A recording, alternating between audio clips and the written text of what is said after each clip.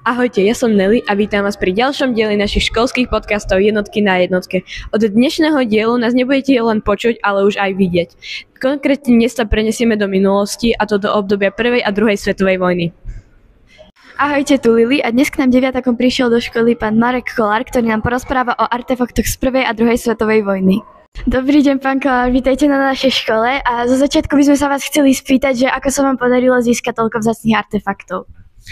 No samozrejme, bolo to časom, nedá sa to získať aj hneď, v dnešnej dobe je to úplne jednoduché, človek je na internet a má to, ale keď chce človek v podstate originály, tak musí hľadať, venovať tomu čas a hlavne musí sa človek do toho vyznať. Lebo v dnešnej dobe, že kúpite repliku, je väčšia pravdepodobnosť, ako že nájdete originál. Takže hlavne kto chce ten čas a potom chuť chodiť po burzách, hľadať, zisťovať, pýtať sa, vyvolávať rôzne inzeráty a už potom, keď ľudia o vás vedia, tak už vám to ponúknú aj sami.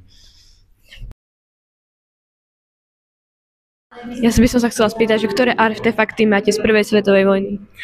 Z 1. svetovej vojny momentálne tu máme len šablu, ktorá v podstate už v priamo boji ako nefungovala, ako aj po vojne.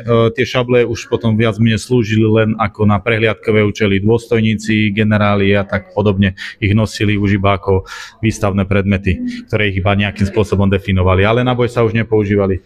Z 1. svetovej vojny ešte by som mal aj bodák, ktorý v podstate za prvej a za druhej sa zmenil len troška tvarovo, ale ináč ostali rovnaké, čo sa týka nemeckej armády.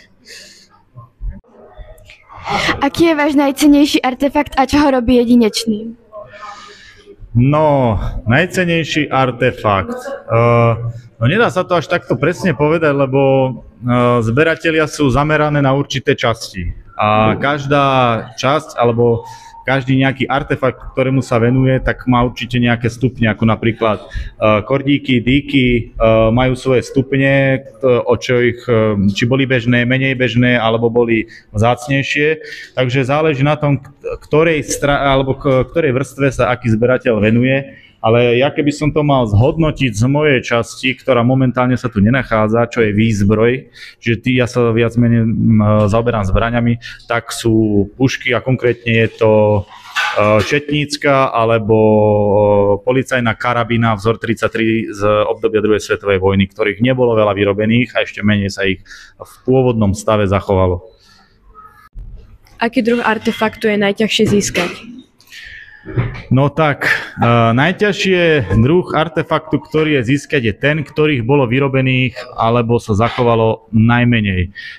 Nedá sa to presne povedať, že ktorý artefakt to je, ale vravím, ako sú tie kategórie zberateľov, tak je to o tej dostupnosti tých artefaktov. Sú artefakty, ktoré na trhu vôbec nie sú, lebo ich bolo vyrobených len pár kusov a potom to ostane len v sne toho zberateľa, že to niekedy získa, ale tých najcennejších artefaktov je fakt strašne málo a keď niekto z nejaký zberateľ to má, nevzdá sa toho. Čiže do času ho potom získať je veľký problém. Ďakujeme pánovi Kolárovi za ochotu a že si na nás našiel čas.